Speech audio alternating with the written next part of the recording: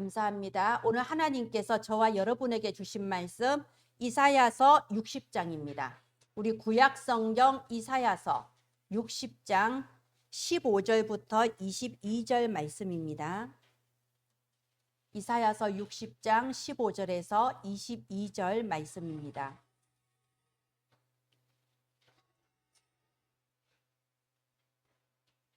네, 15절부터 22절까지 교독하도록 하겠습니다.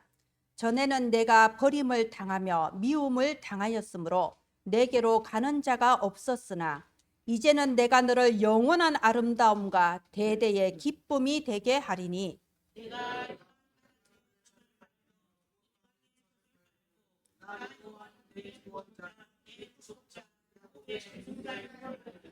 내가 금을 가지고 놋을 대신하며 은을 가지고 철을 대신하며 놋으로 나무를 대신하며 철로 돌을 대신하며 화평을 세워 관원으로 삼으며 공의를 세워 감독으로 삼으리니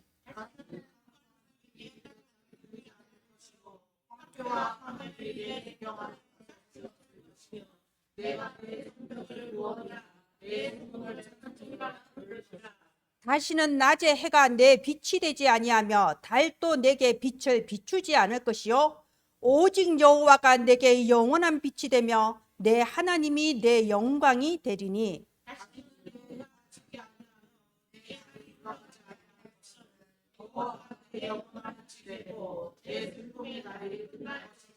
내 백성이 다 의롭게 되어 영원히 땅을 차지하리니 그들은 내가 심은 가지요 내가 손으로 만든 것으로서 나의 영광을 나타낼 것인즉 그 작은 자가 천명을 이루겠고 그 약한 자가 강국을 이룰 것이라. 때가 되면 나 여호와가 속히 이루리라. 아멘. 여러분 지난 목요일에 너무 추웠죠. 수요일, 목요일 그리고 금요일에도 추웠는데 아무도 아프시지 않고 건강한 모습으로 오셔서 너무 감사합니다. 또 다음 주에도 기습 한파가 또 온다던데 여러분 아무도 감기 걸리거나 사고 당하는 일이 없도록 우리가 서로가 서로를 위해 계속 중보기도해 주시기를 바랍니다. 올겨울에 날씨는 점점 추워지지만 우리의 영적 상태는 주님 앞에서 점점 더 뜨거워지고 정말 바울이 셋째 하늘을 본 것처럼 영적으로 큰 성장을 이루는 그런 겨울이 되기를 예수님 이름으로 축원드립니다. 네, 우리가 2026년도 어떻게 준비하고 또 어떻게 나아가야 될까요? 예, 다음 화면 해주세요. 기도에 절대 망대를 세우고 하나님께서 나를 위해 예정하신 치유와 미션의 절대 여정을 가며 이제 후대와 237 모든 전도자들 앞에서 절대 이정표를 남기는 겁니다. 누가요? 여러분이요. 우리 요즘 MZ세대 젊은 사람들은 직장에서 일 시키면 그런다더만 내가요? 왜요? 뭐 이렇게 말한다더만요. 네, 절대라는 말은 하나님과 연관된 말입니다. 사람은 절대일 수가 없습니다. 사람은 상황 따라 변하고 모든 것은 다 달라지기 때문에 절대라는 말은요 하나님하고만 연결된 단어입니다. 그런데 절대 망대, 내가 하나님 앞에 흔들리지 않는 기도의 절대 망대를 세우고 하나님께서 내 앞에 절대 여정을 준비해 놨습니다. 치유와 미션의 절대 여정을 가면서 우리 인생의 결말에는 여러 후대 앞에 그리고 237에 지금 준비되어 있는 전도자들 앞에서 절대 이정표를 남기는 것이 저와 여러분에게 주신 새로운 운명입니다. 자, 운명. 이맘때 되면요 무속인 찾아가서 신년 운세를 봅니다. 혹시 이번에 내 사주를 보면서 이번에 무슨 살이 낀 건 없는가, 무슨 뭐 올해 뭘 조심하라거나 뭐 손재수를 당한다거나 관재수를 당한다거나 뭐 그런 게 없는가 다 이렇게 물어보고 알아봅니다. 왜요? 불시에 닥치는 재앙이라는 게 있거든요. 그러니까 미리미리 조심하는 거예요. 그래서 올해 뭐 안 좋은 게 끼었다면요 돈을 아끼지 않고 부적도 쓰고 굿도 하고 시키는 대로 하잖아요. 왜요? 눈에 안 보이는 운명이라는 게 있다는 걸 신자나 불신자나 다 믿고 있거든요. 나는 뭐 눈에 보이는 것만 믿어 이런 사람조차도 참 신기하게 하나님은 안 믿으면서 그런 귀신의 존재 뭐 이런 것도 다 믿거든요. 그런데 보십시오. 아니 불신자들은 무속인의 말도 듣고 돈도 쓰고 자기 행동도 바꾸는데 하나님 자녀인 우리가 왜 하나님의 말씀을 안 믿을 겁니까? 우리가 예수 그리스도 안에서 새로운 운명을 받았습니다. 그 새로운 운명이 뭡니까? 절대 망대, 절대 여정, 절대 이정표라는 겁니다. 내가 어떻게 해요? 갈라디아서 2장 20절에 내가 그리스도와 함께 십자가에 못 박혔나니 그런즉 이제는 내가 산 것이 아니요 내 안에 그리스도께서 사시는 것이라. 여러분, 나는 그리스도와 함께 십자가에 못 박혀서 어떻게 됐나요? 죽었어요. 십자가에 못 박혔는데 안 죽고 있으면요 얼마나 고통스럽겠습니까? 죽어야 된다니까요.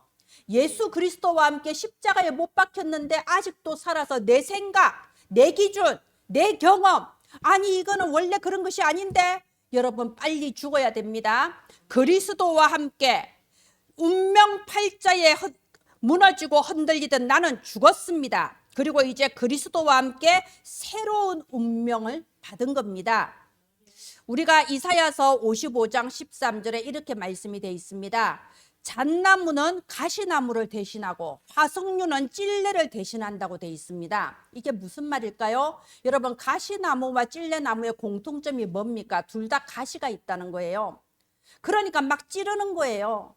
우리가 항상 괴로운 겁니다. 가시나무에 찔리는 것처럼 고통이 끝이 없습니다. 그래서 가시 같은 인생이었는데 어떻게 바꾸셨다고요? 잣나무는 가시나무를 대신하고 화석류는 찔레나무를 대신한다.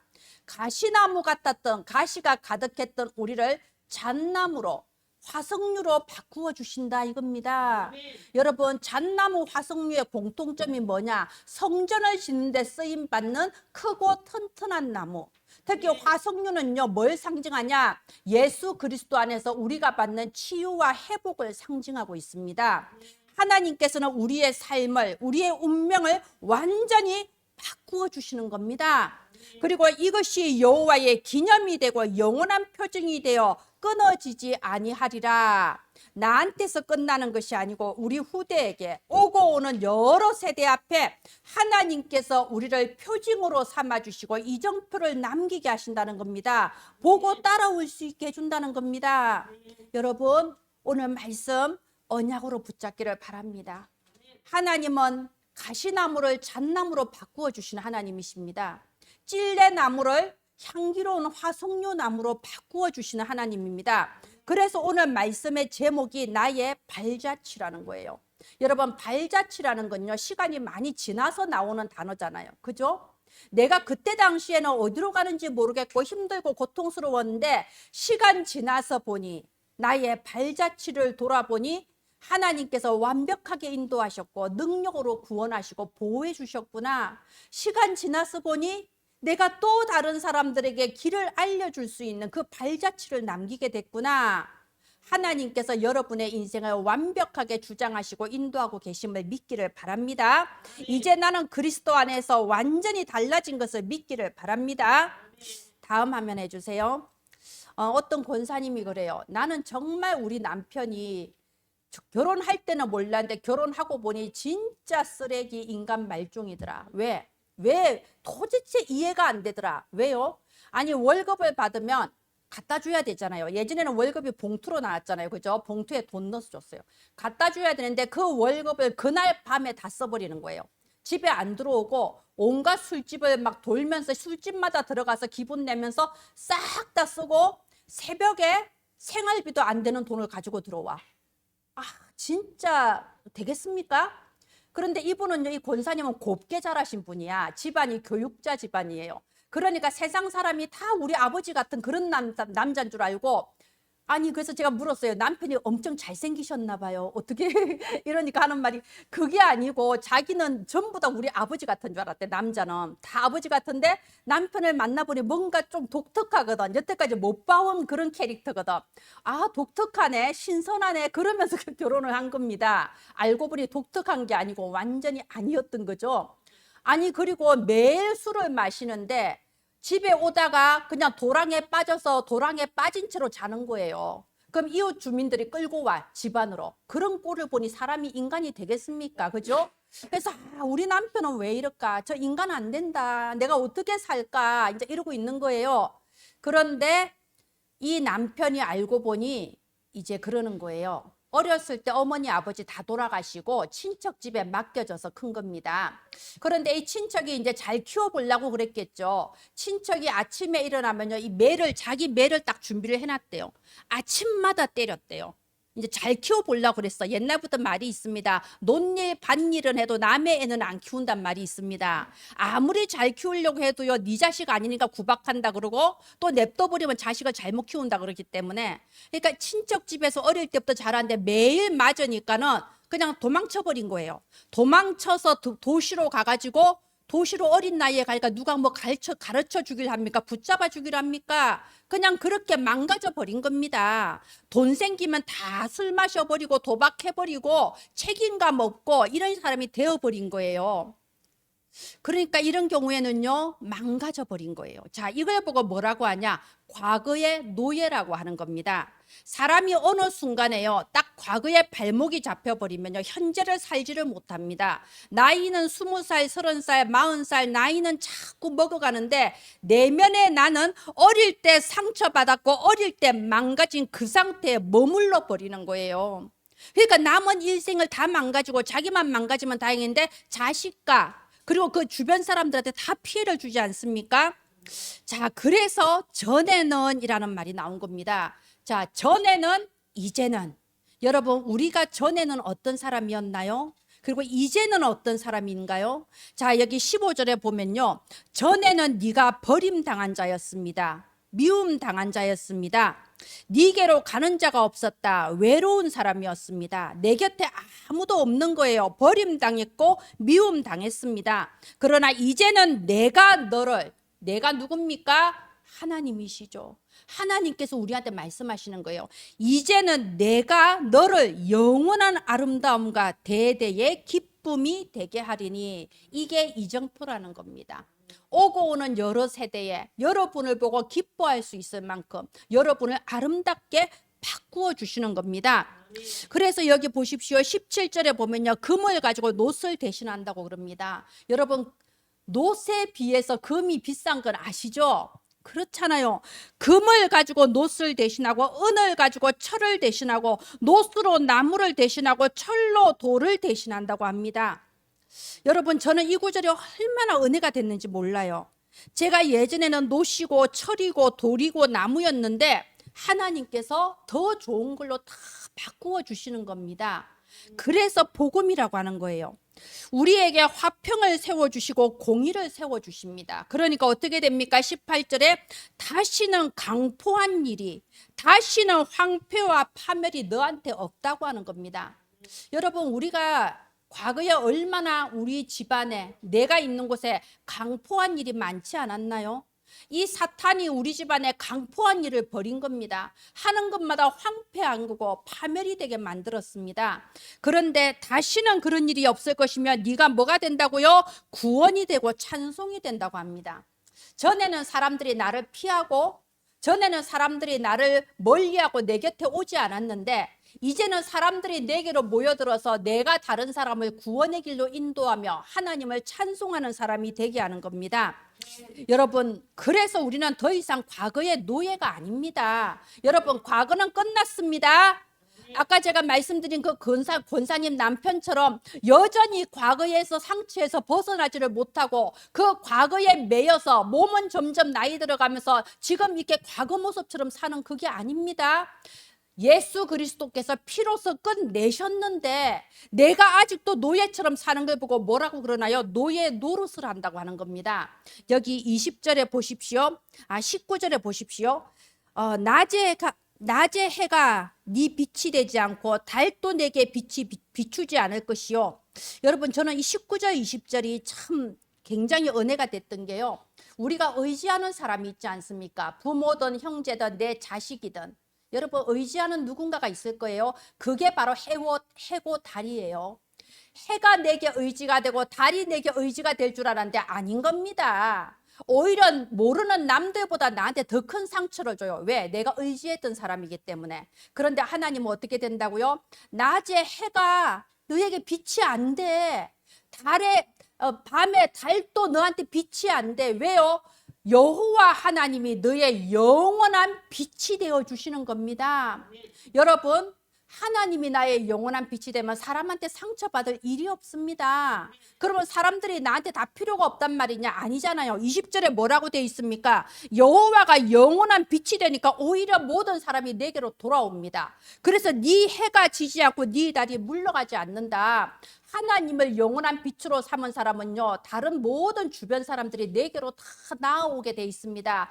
관계가 회복이 되게 돼 있습니다. 20절 마지막에 내 슬픔의 날이 끝날 것임이라.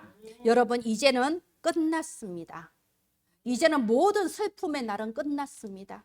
여호와 하나님이 우리의 영원한 빛이 되십니다. 그 근거가 뭐냐? 아니, 끝났다고 하는데 왜? 예수님이 나의 구원자이니까요. 여기 16절에 보십시오. 나 여호와는 내 구원자, 내 구속자, 야곱의 전능자인 줄 알리라. 모든 사람들이 다 알아요. 아, 저 사람은 하나님의 자녀구나, 하나님께 복받았구나, 다 안다니까요. 여러분, 구원자, 우리가 구원자라고 했을 때 여러 가지 말을 할 수 있습니다. 신학적으로 나의 죄를 사하시고 내가 천국 갈 수 있도록 신분을 바꿔주시고 이렇게 말할 수 있지요. 그런데 여러분, 개인적으로 한번 생각을 해보세요. 저는 개인적으로 구원자, 저는 제가 어렸을 때가 아주 캄캄해요. 예수 안 믿는 세월이 저에게 있었거든요. 예수님 안 믿는 그 시절은요, 아주 깜깜한 흑암이라서 제가 한동안은 기억하기도 싫어했어요. 지금은 기억할 수 있습니다. 지금은 말할 수 있습니다. 왜요? 치유받았거든요. 그리스도의 빛으로 치유받았습니다. 그런데 어릴 때 우리 집이 제사를 1년에 12번 이상을 지내면서요, 그 제사 지내면 이제 그 귀신, 지나가는 귀신 먹으라고 이렇게 물에다가 여러 가지 담고 밖에 나가서 종이 깔아놓고 대문간에 이렇게 싹 놔두잖아. 지나가는 귀신들 먹으라. 그걸 이제 제가 담당이었거든요. 그러면은, 아니, 엄마도 없는데, 제가 엄마가 없었거든요. 그때 아버지하고 나하고 딱 둘이었어. 다른 형제도 없었어요. 엄마도 없는데 어린 초등학생, 국민학생이죠. 국민학생이 그 제사상을 다 차린 거예요. 나물 무치고 국 끓이고 모든 준비를 다 해야 돼요, 국민학생이. 그러면은 그것도 잘했다 못했다 얼마나 그렇게 막 뭐라 하는지 몰라요. 지금하고 달랐습니다. 특히 우리 집안은요, 성질이 얼마나 더러운지 말보다 주먹이 먼저 나가는 집이거든요. 아유, 그랬다니까요. 그러면서 또 성질이 더럽다 보니까 제사 지내고 나면 이제 다 이렇게 음식 가지고 나눠 먹잖아요. 제사 음복한다고 그러죠. 음복. 나눠 먹으면서 이년 저년 이 새끼 저 새끼가 얼마나 우리 이모, 아니 우리 고모, 우리 큰아버지, 삼촌들이 얼마나 싸우는지 몰라요. 저는 제가 형제가 없었기 때문에 우리 고모, 큰아버지 싸우는 걸 보면서 아, 형제들은 원래 싸우는 존재인 줄 알았어. 근데 나중에 커서 형제들이 안 싸우는 거 보고 엄청 문화 충격을 받았다니까요. 형제들이 원래 안 싸우는 거였구나. 우리 집이 이상했구나. 제가 어렸을 때는요, 진짜 캄캄했습니다. 캄캄했는데 예수님을 만났을 때 저는요, 진짜 어두움에 빛이 비친다는 게 무슨 말인지 제가 알아요. 정말로 내게 빛이 비쳤다니까요. 내 영혼의 빛이 비치고 내 인생의 빛이 비치고 나의 앞날의 빛이 비쳤습니다. 이게 구원자라는 겁니다. 여러분, 저는 좀 어렸을 때 책을 많이 읽어서 그런지 모르겠는데 제가 5학년, 6학년 때 지금도 기억이 나요. 5학년, 6학년 때 제가 제일 고민이 뭐였냐면 내가 이 세상에 왜 태어났을까? 그걸 모르는 게 제일 고민이었습니다. 왜냐하면 그때 당시에 제가 가만 보니까요, 인생에 행복이란 게 전혀 없는 거예요. 전혀 없었습니다. 캄캄했어요. 그뿐만이 아니고 좀 나이 들면 나아질까? 내가 주변에 어른들을 보니까 70살, 80살 돼도 똑같더라고. 그 정말 사람이 산다는 것은 절대 살아갈 만한 이유가 없는 거예요.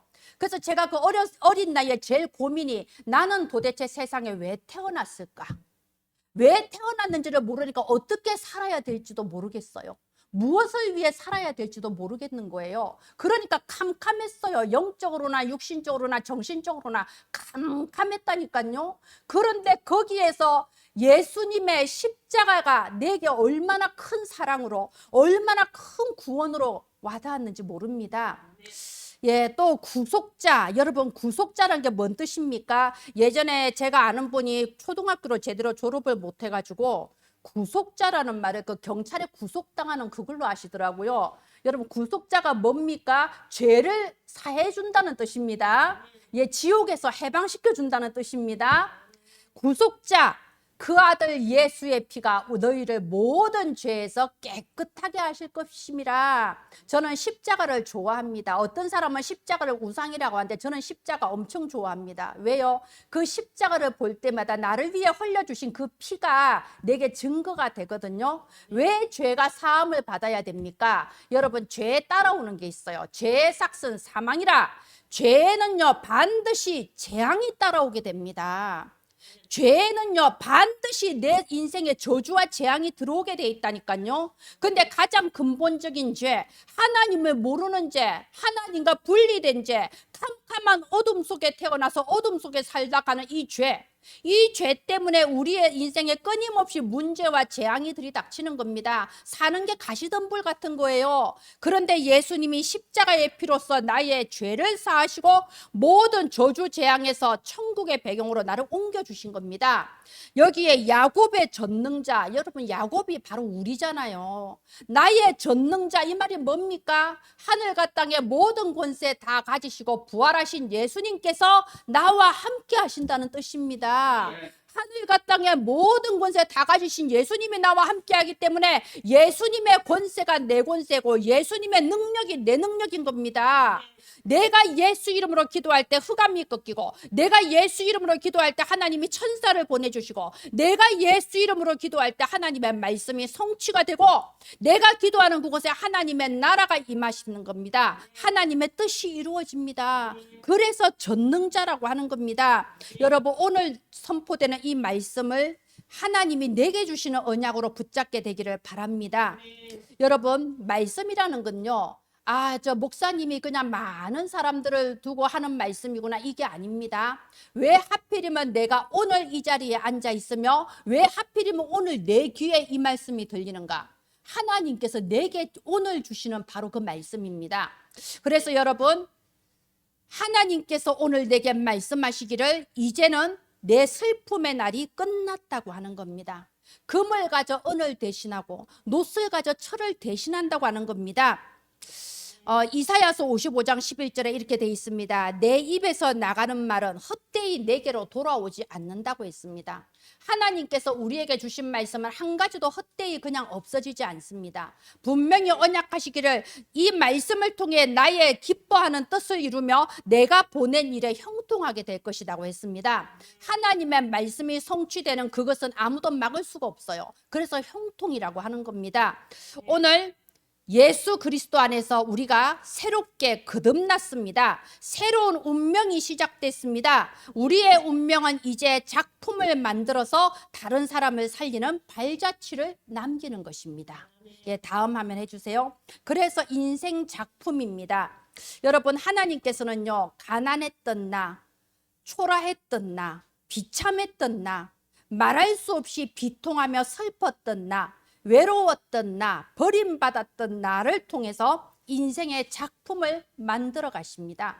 우리는 하나님의 글작품이에요. 그러면 왜 이 작품을 만들게 하시나요? 다른 사람 앞에 보고 따라올 수 있는 발자취를 남기는 겁니다. 그러면 어떤 발자취를 남길 수 있을까요? 네, 그래서 지금 이렇게 세 가지 써놨습니다. 셋들 시대, 금토일 시대, 묵상 시대가 우리가 남길 발자취입니다. 예, 잠깐 보겠습니다. 셋들 시대가 뭔가요? 치유의 뜰, 아이들의 뜰, 다민족의 뜰. 예, 아시죠? 주보에 나와 있으니까. 우리는 하나님 앞에 경제 축복을 기도합니다. 하나님, 내가 예수 믿었으니까 나에게 빛의 경제력 주소서, 이렇게 기도합니다. 그런데 어느 만큼 받아야 되겠습니까? 그리고 왜 받아야 되겠습니까? 빌립보서 4장 19절에 나의 하나님이 그리스도 예수 안에서 영광 가운데 그 풍성한 대로 너희 모든 필요를 채우신다고 되어 있습니다. 하나님은 우리에게 치유의 뜰, 다민족의 뜰, 아이들의 뜰을 만들 수 있을 만큼 경제력 주시는 거예요. 그러면 치유의 뜰. 지금 얼마나 아픈 사람들, 병든 사람들, 중독자들이 많습니까? 내가 그 사람들을 살릴 수 있는 뜰을 만드는 거예요. 지금 후대가 얼마나 무너지고 있습니까? 어린이들, 청소년들까지 도박 중독, 자살 아닙니까? 그래서 나 한 사람부터 시작하는 겁니다. 지금 우리 지역에 많은 다민족들이 와 있습니다. 아이고, 말이 안 통하면 어떡하지? 왠지 꺼려져서 말 한마디 못 걸고 있나요? 말 걸어보세요. 겁나 좋아합니다. 한국 사람하고 친해지고 싶어 합니다. 나 한 사람부터, 작은 것부터 이 세 가지 뜰이 시작되는 겁니다. 우리 지역에 워낙 이렇게 러시아 말 쓰는 사람들이 많아서요. 제가 작년에 그 이고르 목사님이란 분을 이제 초청을 했어요. 좀 와서 좀 봐라. 우리 교회에서 차비도 그때 대줬습니다. 이분이 평택에 사는데 내가 한번 내려와서 꼭 좀 봐라. 왜 그랬을까요? 아니 보니까 이 사람들이 여기서 거의 뭐 가정도 이루고 하나의 생활 터전을 이루고 사는데 그건 하나님께서 저와 은혜나무 교회에게 주신 거룩한 사명이거든요. 이 사람들한테 복음 전해야 됩니다. 핑계 대고 있을 때가 아니에요. 그게 이곳에 은혜나무 교회 세우신 이유예요.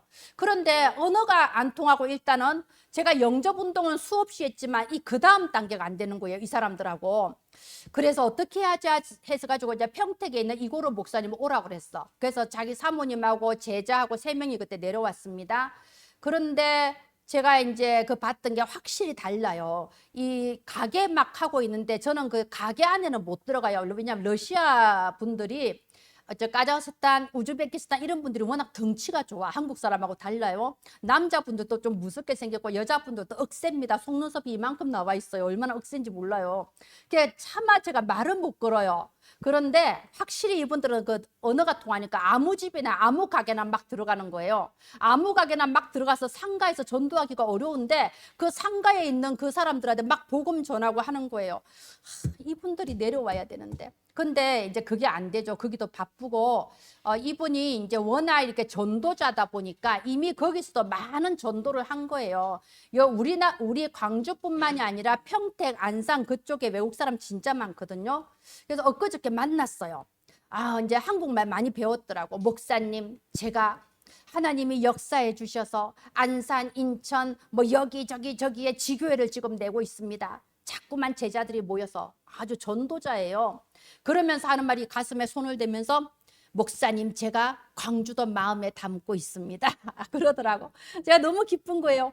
네, 목사님 오셔야 돼요. 이 광주에 지금 말이 안 통해서 복음 못 듣고 있는 영혼들이 너무 많은데 꼭 오셔야 돼요. 제가 제자들을 세워서 그곳에 파송하겠습니다. 제가 마음이 막 기뻐요. 여러분, 우리가 작년에 작은 씨앗을 뿌렸는데 효진 권사님 작은 씨앗을 뿌렸어요. 그죠? 이것이 하나님께서 열매 맺게 하실 줄 믿습니다.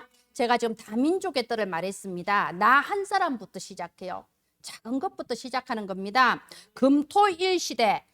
제가 초등신학원 할 때 어떤 애가 내 옆에 와서 그래요. 걔는 어머니가 굉장히 사명자거든요. 목사님 저 너무 힘들어요. 왜 하니까 아니 다른 교회는 안 그런데 우리 교회는 왜 이렇게 사람을 힘들게 하는지 모르겠어요. 왜 하니까 금요기도회도 가야 돼요. 금요기도회 가고요. 엄마 따라 가야 되고요. 토요일에는요 몇 시간씩 교회 있고요. 그리고 일요일에도 아침부터 밤까지 교회 있어요. 우리 일요일에 새벽 기도도 해야 돼요. 그게 아닌 게 아니라 초등학교 6학년 남학생이 하기에는 좀 빡시긴 빡시더라고요. 그죠?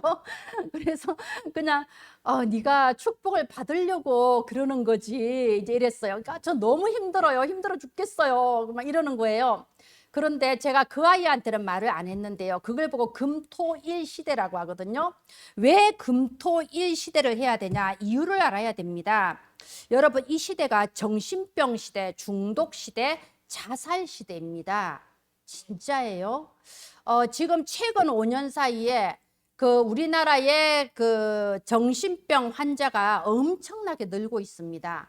그래서 전 국민의 4분의 1 이상이 내가 정신장애가 있다라고 인식을 했다고 합니다. 이거 엄청난 거예요. 예전에는요 한 100명 만나면 한두 명이 이상했는데 요새는요 100명 만나면 25명이 이상한 거야. 쉽게 말하면. 그리고 중독 시대입니다. 여러분 그 약물 중독, 중독이 도박 중독, 알코올 중독, 뭐 인터넷 중독 뭐 다 많죠. 그런데 이제 약물 중독이 무섭잖아요. 그죠? 마약 중독. 마약 중독이 7만 7천 명이 진료를 받았다고 하더라고요. 작년에. 그리고 여러분 자살 시대입니다. 여러분 지난 7월에 먼 옛날도 아니에요. 지난 7월에 광주에서 일어난 사건이잖아요. 그 고등학생이 13층에서 떨어졌어요. 그런데 13층에서 떨어질 때 일단 물체를 높은 데서 떨어뜨리면 낙하 속도에 의해서 위험한 거 아시죠? 13층에서 떨어지면서 밑에 지나가고 있는 행인들을 덮친 거예요. 그래서 엄마하고 11살 된 여자애하고 둘이서 걸어갔는데 11살 된 아이는 죽었어요. 엄마는 심정지 상태로 그때 중태로 응급실에 옮겨졌다고 제가 뉴스에서 봤거든요. 여러분 진짜 자살 시대입니다. 제가 깜짝 놀랐어요. 초등학교 저학년들도 자살 예방 교육을 하고 있더만요. 우리나라 교육부에서 프로그램을 짰어요. 왜 애들이 하도 자살을 많이 하니까. 초등학생들도 자살을 하니까. 그래서 여러분 한 집에서 이렇게 뭐 우리 집 아니면 괜찮다 이런 생각하지 마세요. 한 집에서 연기가 이렇게 올라오면요. 그 연기가 온 동네를 다 덮어요. 저녁에 밥할 때 연기가 이렇게 굴뚝에서 나오면요. 우리 집에만 있는 게 아니라 다 덮잖아요. 이 자살 시대, 중독 시대, 이 정신병 시대는 우리 가정 안에도 들어오는 겁니다. 우리 아이들도 당하는 겁니다. 그래서 우리가 어떻게 하면 정신병 시대, 중독 시대, 자살 시대에 우리가 이 재앙을 당하지 않을 뿐 아니라 다른 사람까지 살릴 수 있을까요? 그래서 금토일 시대라는 겁니다. 금요일에 모여서 금요 기도회 하고 토요일에 또 모여서 우리 아이들한테 말씀 전하고 주일에 예배 드리면서 말씀 받고 기도하는 겁니다. 이게 사는 길이에요. 자, 세 번째 묵상 시대입니다. 여러분 묵상이 뭔가요? 우리의 뇌는 약을 넣을 수도 없고 뇌는 운동을 할 수도 없잖아요. 어떻게 하면 뇌가 건강할 수 있을까요? 뇌가 힘을 얻어야 됩니다. 그런데 이 뇌가 힘을 얻는 방법이 이제 호흡인 거예요. 이렇게 입을 딱 다물고 깊이 복식 호흡하는 겁니다. 그래서 이렇게 호흡을 하면서 나의 뇌가 나도 모르게 과거의 포로가 되어서 과거의 상처에서 벗어나지 못하고 포로 노릇하는 데서 힘을 얻어야 되는 겁니다. 그래서 깊은 호흡하면서 기도하시고 저는 이제 아침에 세 가지를 같이 해요. 깊은 복식 호흡하고 스트레칭하고 그리고 말씀을 묵상하면서 기도합니다. 강단 말씀, 원단 말씀 이거 붙잡고 기도합니다. 자, 이렇게 세 가지를 같이 하는데요. 왜냐하면 우리가 말씀 이렇게 예배 끝나면 포럼하잖아요. 포럼하면 뭐 이제 말은 잘할 수 있어요. 그리고 사실 포럼은 어른들보다 이 청소년 랩런트들이 훨씬 더 잘합니다. 예, 딱 이게 체계적으로 잘합니다. 그런데 아무리 말을 잘하고 아무리 아는 것이 많아도 결정적으로 힘이 있어야 돼요. 결정적으로 정신에 힘이 없는 겁니다. 더 심각한 거 영적인 힘이 없다니까요.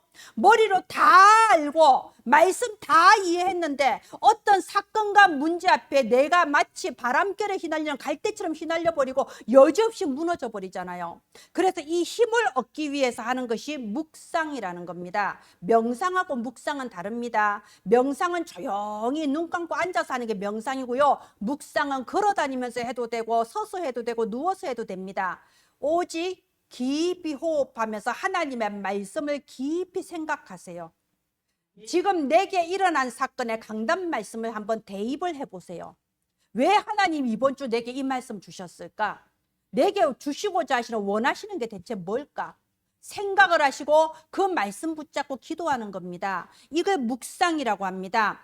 네, 이사야서 55장 11절에 내 입에서 나가는 말이 헛되이 내게로 돌아오지 않는다고 했습니다. 말씀을 붙잡고 기도할 때 보호자의 능력과 보호자의 축복이 우리에게 임하셔서 우리의 인생의 세 가지 뜰, 금토일 시대, 묵상 시대라는 발자취를 남기게 하시는 겁니다. 예, 다음 화면 해보세요. 네, 마지막 결론적으로 미래 걱정은 절대로 하지 마십시오. 여러분 이 걱정이라는 게요 시커멓게 덮이는 먹구름 같은 거예요. 조그만 거 걱정 하나 시작하면 그때부터 먹구름처럼 덮입니다. 생전 생각도 안 해봤던 노후 대비가 갑자기 생각이 나고요. 생전 기억도 안 하고 있던 어릴 때 상처받은 게 갑자기 기억나고 먹구름이 팍 덮인다니까요. 그래서 여러분 여기 18절에 뭐라고 되어 있습니까? 다시는 돼 있잖아요. 다시는 강포한 일, 황폐와 파멸이 없다니까요. 다시는 이런 일이 없습니다. 19절에 다시는 낮의 해와 밤의 달이 내게 빛이 안 된다. 다시는 사람 때문에 상처받을 일이 없습니다. 20절에 다시는 네 해가 지지 않고 내 달이 물러가지 않고 네 슬픔의 날이 끝났다고 했습니다. 여러분, 다시는 그런 일이 벌어지지 않습니다. 내가 혹시 과거의 것에 노예가 되어 있지 않습니까? 완전히 해방되시기를 예수님 이름으로 축원드립니다. 지금 내게 일어나는 모든 일과 사건은 문제가 아니고 여정입니다. 치유와 미션의 여정을 지금 걸어가고 있습니다. 그래서 기도로서 절대 망대를 세우고 하나님께서 주신 치유와 미션의 절대 여정을 가며 후대와 237 앞에 남길 절대 이정표가 무엇인지 찾기를 바랍니다. 그러면 여러분 어느 날 딱 깨닫게 될 거예요. 아니 나는 그냥 열심히 그냥 넘어졌다 자빠졌다. 나는 안간힘을 쓰고 살았을 뿐인데 어느새 내가 발자취를 남기게 하셨구나. 어느새 나에게 작품을 만들게 하셨구나. 여러분 이렇게 발견되어지기를 예수님 이름으로 축원드립니다. 기도합니다. 하나님 은혜를 감사를 드립니다. 아버지 예수 그리스도 안에서 새로운 운명을 주셔서 감사합니다. 지나가는 여러 가지 상황에 속지 않게 하시고 과거의 일에 노예되지 않게 하시고 지금 일어나는 모든 것이 하나님이 남기게 하시는 인생 작품인 것을 알아서 절대 망대를 세우고 절대 여정을 가며 절대 이정표를 남기는 저와 은혜나무 가족들 되게 하소서. 살아계신 예수님 이름으로 기도합니다. 아멘.